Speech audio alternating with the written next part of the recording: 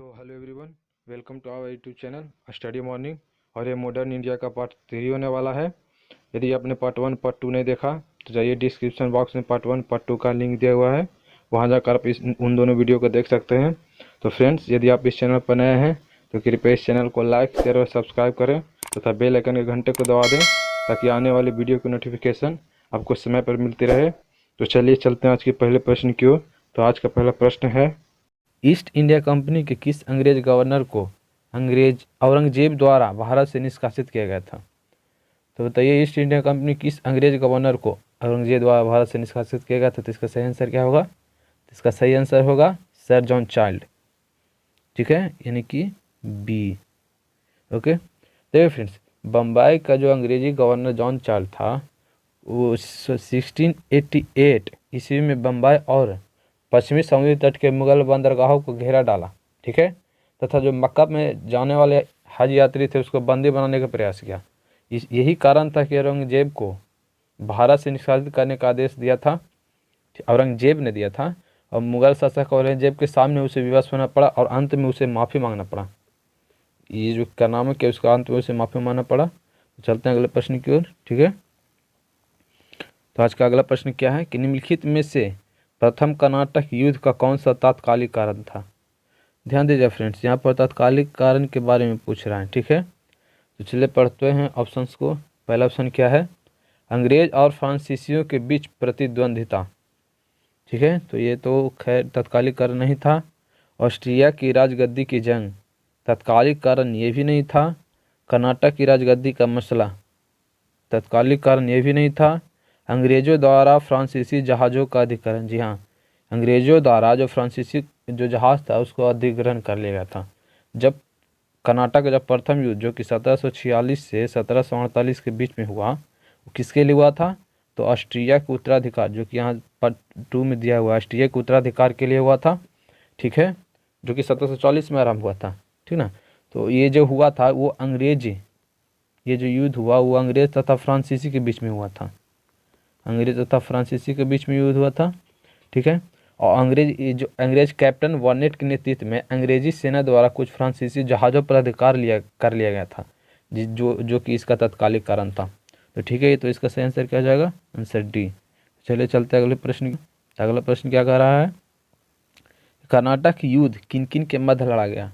जैसा कि मैंने अभी बताया कि कर्नाटक युद्ध अंग्रेज तथा फ्रांसीसियों के बीच लड़ा गया, जो कि पहला युद्ध कब था? 1746 to 48। दूसरा युद्ध कब लड़ा गया? 1749 to 1754। तीसरा युद्ध कब लड़ा गया? तो 1755 to 1763। यहीं पर 1763 में पेरिस की संधि हुई, और ये 1748 में एक्स लॉस अपेल की संधि हुई, और यहाँ पर अगर बात करें तो 76 में 1760 ईस्वी में वांडीवास का युद्ध हुआ था, वांडीवास का युद्ध। ठीक है, इतनी बातों को याद रखें, ये पॉइंट आपको याद रखना जरूरी है, प्रश्न कैसे पूछ सकता है। तो चलते हैं अगले प्रश्न की ओर। क्या कह रहा है अगला प्रश्न? तो अगला प्रश्न कह रहा है कि सूची 1 को सूची 2 से सम्मिलित कीजिए तथा नीचे दिए गए कूट से सही उत्तर चुनिए। तो एक तरफ दिया हुआ है युद्ध, जो कर्नाटक युद्ध हुआ, और एक तरफ उसकी संधियाँ दी हुई है। तो पहला कर्नाटक जो युद्ध हुआ वो किस संधि पर जाकर खत्म हुआ? तो पहला जो कर्नाटक युद्ध था वो था एक 16 अप्रैल की संधि। ठीक है, इसी संधि के साथ अंत हुआ था इसका। और द्वितीय जो कर्नाटक युद्ध था वो द्वितीय कर्नाटक युद्ध अनिर्णायक युद्ध था। ठीक है, जो कि 1700 कितना में लड़ा गया था? 1749 to 1754 तक लड़ा गया था। तो द्वितीय युद्ध अनिर्णायक युद्ध था, और तृतीय युद्ध जो था उसमें पेरिस की संधि हुई थी 1755 में। ठीक है, और जो प्रथम मैसूर युद्ध हुआ था जिसमें ब्रिटिशों की हार हुई थी। इसका सही आंसर क्या हो जाएगा बताइए? तो इसका सही आंसर हो जाएगा सी। यहाँ पर देख लेते हैं, फर्स्ट का 4 1 3 2, तो इसका सही आंसर क्या हो जाएगा? Answer C. ठीक है, चलिए चलते अगले प्रश्न की ओर। अगला प्रश्न क्या कह रहा है? निम्नलिखित में से कौन सा एक सही सुम्मिलित नहीं है? इनमें से कौन सा एक है जो सही सुम्मिलित नहीं है? ठीक है, तो पहला जो कर्नाटक युद्ध हुआ अभी बताया 1746 to 1748, तो ये सही है। पूछा है सही नहीं है। तो दूसरा क्या, कर्नाटक द्वितीय 1750 टू 52, गलत। ये तो जैसे कि मैंने भी बताया था 1749 टू 1754 तक ये दूसरा युद्ध हुआ था, कर्नाटक युद्ध, ठीक है। कर्नाटक का तीसरा युद्ध 1758 टू 1763, ये ठीक है। पानीपत का द्वितीय युद्ध 1761, ठीक है। जो कि इसका अनुसार ये इसका आंसर क्या हो जाएगा, दूसरा, यानी बी, यानी कि इसका जो कर्नाटक का द्वितीय युद्ध है वो गलत है दिया हुआ जो, ठीक है। तो चलते हैं अगले प्रश्न की ओर। अगला प्रश्न क्या कह रहा है, तो निम्नलिखित में से कौन सा प्रथम यूरोपीय व्यक्ति था जिसने भू क्षेत्र अर्जित करने के उद्देश्य से भारतीय राजाओं के झगड़ों में भाग लेने की नीति आरंभ की। मतलब इनमें से कौन, जितने भी यूरोपियन व्यक्ति हुआ उसमें से कौन सा ऐसा मतलब जो यूरोपीय था जिसने भू क्षेत्र अर्जित करने के लिए दो राजाओं में लड़वा देता था और उसकी जो झगड़ों में मैं भाग लेने का प्रयास करता था, उसे भू अर्जित किया, पैसा वगैरह ये सब लेने का प्रयास किया था। तो कौन था, तो इसका सही आंसर क्या हो जाएगा, बी, डुप्ले, ठीक है। डुप्ले ही वह पहला व्यक्ति था। डुप्ले ने पहली बार वे हथकंडे प्रयोग किए जो भारत को जीतने के लिए अंग्रेजों का मार्गदर्शक बने, ठीक है। और डुप्ले प्रथम यूरोपीय था जिसने भू क्षेत्र अर्जित करने के उद्देश्य से भारतीय राजाओं के झगड़े में भाग लेने की नीति आरंभ की। ये डुप्ले ही था, ठीक है दोस्तों। ये डुप्ले, क्या ये डुप्ले ही था, ये डुप्ले ही था जिसने पहली बार यूरोपीय सेना को भारतीय दरबारों में भारतीय व्यय पर नियुक्त करवाया। मतलब उसी के अपने सेना को उसी के राजा के खर्चे पर रख लेता था, ठीक है, रखवा देता था। जिसने पहली बार यूरोपीय हितों के लिए भारतीय राजनीतिक में हस्तक्षेप किया। किस लिए, भारतीय राजनीति में यूरोप के जो हितों के लिए हस्तक्षेप किया, अतः भारत में यूरोपीय साम्राज्य की नींव भी यही रखा था, ठीक है। ऐसा माना जाता है कि उसकी योजनाओं को जब प्रभाव उसके जाने के पश्चात भी रहा, ठीक है, जिसको जीवी मालसेन क्या कहते हैं, कह सकते हैं जीवी मालसेन, जीवी मालसेन ने लिखा है कि उसकी योजनाओं का प्रभाव उसके जाने के पश्चात भी रहा, ठीक है। वह भूमि जिसे उसने अपने सूझबूझ से जोता था और उर्वरक बनाया तथा वह क्षमता जो उसने दर्शाई उसके तुरंत लौटने के तुरंत पश्चात उसके प्रतिद्वंदियों ने उपयोग की और उससे अत्यधिक लाभ उठाया, ये कहा जाता है, जो कि एकांत है ये, ठीक है। आशा करते हैं कि समझ में आ रहा होगा फ्रेंड्स। यदि आपको ये समझ में आ रहा है तो प्लीज़ लाइक शेयर सब्सक्राइब कर लें। तो चलते हैं अगले प्रश्न की ओर। आज का अगला प्रश्न क्या है, भारत ने फ्रांसीसियों ने अपना सबसे पहले कारखाना निम्न स्थानों में से कहाँ लगाया। भारत में फ्रांसीसियों ने अपना सबसे पहला कारखाना निम्नलिखित स्थानों में से कहाँ लगाया। तो बताइए, तो इसका सही आंसर क्या हो जाएगा, सूरत, ए, ठीक है। और कब, किसने, फ्रांसीसी की बात कर रहा है, यहाँ पर ध्यान दीजिएगा, फ्रांसीसी की बात कर रहा है। तो ये जो लुई 14वां था, लुई 14वां, ठीक है, लुई 14वां का जो मंत्री था कौन, कोलवर्ट। ये जो कोलवर्ट था वो वाणिज्य मंत्री था, ठीक है, ये वाणिज्य मंत्री था जो कि फ्रांस की तरफ से आया था, जो कब आया था 1664 में। फ्रेंच ईस्ट इंडिया कंपनी की स्थापना हुई, जिससे कंपनी, इस कंपनी का नाम क्या था, कंपनी देश इंडेस ओरिएंटल, ठीक है। चलिए चलते अगले प्रश्न की ओर। अगला प्रश्न क्या कर रहा है, फ्रांसीसी ईस्ट इंडिया कंपनी संस्थापित हुई थी, किसके शासनकाल में संस्थापित हुई थी। तभी मैंने बताया इसका सही जवाब क्या हो जाएगा, लुई 14वां के शासनकाल में। कब, तो 1664 में, ठीक है। देखने अगला प्रश्न क्या कर रहा है कि निम्नलिखित में से किसे भारत में फ्रांसीसी कंपनी का संस्थापक माना जाता है। तय अभी बताया हूँ, निम्नलिखित में किसे फ्रांसीसी कंपनी का संस्थापक माना जाता है। तो जो कोलवर्ट था, इसका सही आंसर हो जाएगा क्या, सी, कोलवर्ट, जो कि क्या था, वाणिज्य मंत्री था, क्या था, वाणिज्य मंत्री था, ठीक है। आशा करते समझ में आया होगा। चलते अगले प्रश्न की ओर। अगला प्रश्न क्या कर रहा है, बंगाल में निम्न में से कौन सा कारखाना डचों ने स्थापित किया था। तो बंगाल में जो कारखाना स्थापित जो डचों के द्वारा किया गया, इसमें से कौन कौन सा था। तो इसका सही आंसर क्या हो जाएगा, छिंदसूरा और हुगली, ठीक है। इसका सही आंसर की बात करें तो छिंदसूरा और हुगली होगा।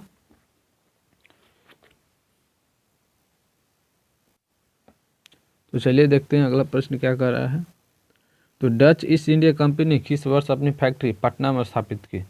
ध्यान दीजिएगा, ये पटना का बात कर रहा है। तो पटना में अपनी फैक्ट्री कब स्थापित किया? कौन? Dutch east India. तो इसका सही जवाब क्या हो जाएगा बताइए? इसका सही जवाब हो जाए 1632 यानी कि बी।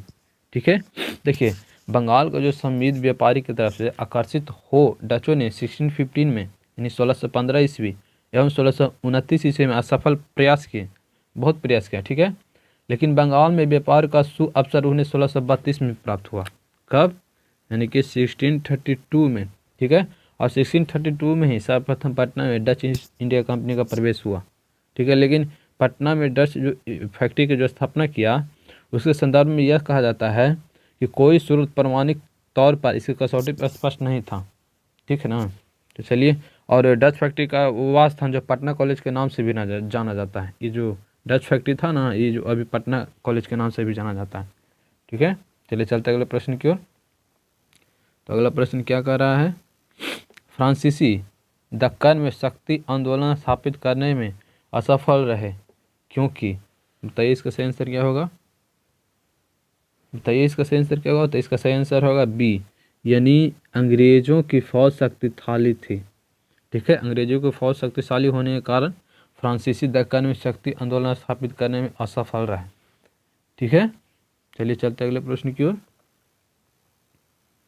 तो अगला प्रश्न क्या कर रहा है? उस क्षेत्र की पहचान कीजिए जहां से यूरोप वासियों को सर्वाधिक सोरा और अफीम प्राप्त होता था।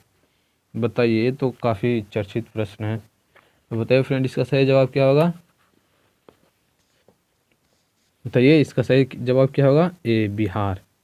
बिहार में सबसे ज़्यादा क्या? सोरा और अफीम। ये बीपीएससी छात्रों के लिए इम्पोर्टेंट है, बहुत बार पूछा गया बीपीएससी एग्जाम में, इस साल पिछले में भी आया था। तो इसका सही जवाब क्या हो जाएगा? बिहार, यानी कि बिहार में सोरा अफीम सबसे ज़्यादा यूरोप वासियों को अधिक प्राप्त होता था। ठीक है, चलिए चलते अगले प्रश्न की ओर। अगला प्रश्न क्या कर रहा है? तो अगला प्रश्न कह रहा है कि अंग्रेजी शासनकाल में भारत का कौन सा क्षेत्र अफीम उत्पादन हेतु प्रसिद्ध था? सेम क्वेश्चन, तो इसका भी सही जवाब क्या हो जाएगा? ए, यानी कि बिहार में।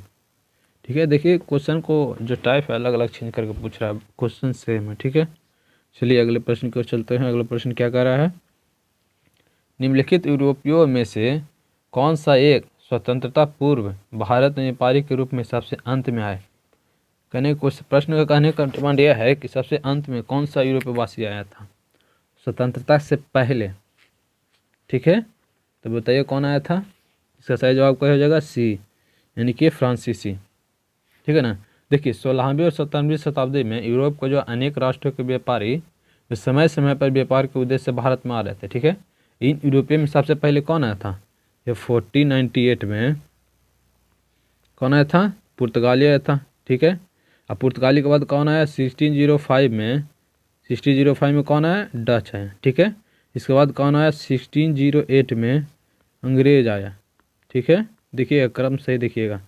1608 में अंग्रेज आया, उसके बाद आया 1664 में कौन आया? यह फ्रांसीसी आया था। ठीक है, 1664 में फ्रांसीसी। इससे पहले भी जो डेनिस थे वो आए थे। ठीक है, इसका सबसे लास्ट में कौन है? देखिए यहाँ पर फ्रांसीसी। तो इस अनुसार इसका सही आंसर क्या हो जाएगा? फ्रांसीसी।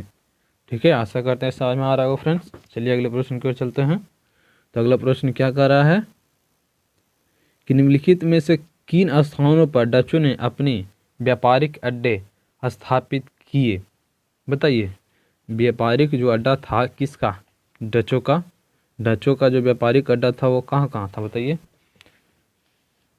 तो इसका सही आंसर क्या हो जाएगा? इसका सही आंसर हो जाएगा नागपट्टनम में भी था, चिंसूरा में भी था, मछलीपट्टनम में भी था, सूरत, भनौच, आगरा, कोचीन, अहमदाबाद, पटना, इन सभी में। इसका मतलब इसका आंसर क्या हो जाएगा? डी। ठीक है, इन सभी जितने भी इसमें दिए हुए ऑप्शन उस सभी में डचों का अपना व्यापारिक अड्डा था। ठीक है, चलते हैं अगले प्रश्न की ओर। क्या कह रहा है अगला प्रश्न? तो अगला प्रश्न कह रहा है कि किसने ईस्ट इंडिया कंपनी के बारे में यह टिप्पणी की कि कंपनी एक असंगति है, परंतु यह उस व्यवस्था का भाग है जहां सब कुछ ही असंगत है। यह टिप्पणी किसने कहा था बताना है आपको। तो इसका सही जवाब क्या हो जाएगा? जीबी मैकाले, यानी कि आंसर क्या हो जाएगा? बी।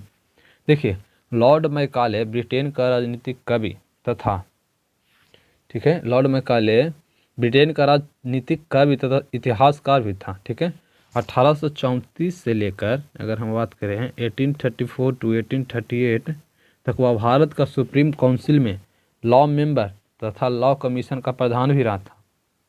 ठीक है, और इसी ने यह मतलब टिप्पणी कहते हुआ कहा था कि ईस्ट इंडिया कंपनी की नीतियों पर इसने टिप्पणी करते हुए कहा था कि यह जो कंपनी है एक असंगति है, परंतु यह उस व्यवस्था का भाग है जहां सब कुछ ही असंगत है।